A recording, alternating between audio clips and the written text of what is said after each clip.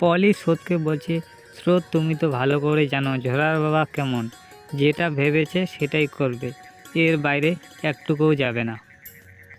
এরপর স্রোতের কাকাবাবু বলছে, আচ্ছা আপনি তো বললেন ভালো কিছু বলবেন, তো কি ভালো কিছু বলবেন বলুন।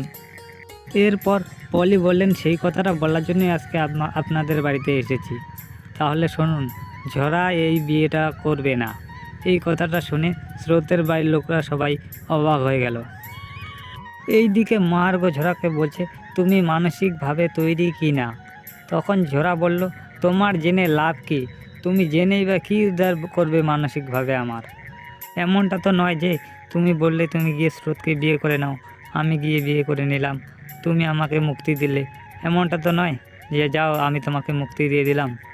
এরপর মার্গো ঝরাকে বলছে, দেখো ঝরা, আমার হাতে কিচ্ছু নেই, কারণ আমার হাতে যদি থাকতো আমি এই বিয়েটা করতে চাই না, আমার হাতে ক্ষমতাটা নেই তো।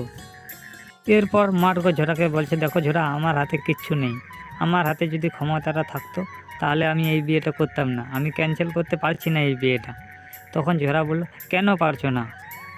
এরপর ঝরা মহার্ঘকে বলছে, দেখো মহার্ঘ, আমি তো বারবার বলছি যে আমি এই বিয়েটা করতে চাই না, তারপরেও তুমি কেন রাজি হইলে এই বিয়েটা করার জন্য? আর তোমার ববির কাছে অনেক ঋণ থাকতে পারে, তাই না যে আমাকে এই বিয়েটা করে তোমাকে ঋণটা চুকাতে হবে? দেখো মহার্ঘ, তোমার তো একটা ইচ্ছা অনিচ্ছা আছে, বিয়েটা তো তোমার ইচ্ছার উপর নির্ভর করে। তোমারও তো একটা প্রেম টেম হতে পারে। ভুল বলছি? তোমার মতো একটা ক্যালকুলেটিভ ছেলে প্রেম করতে পারে না। তুমি আসলেই একটা ধান্দাবাজ ছেলে।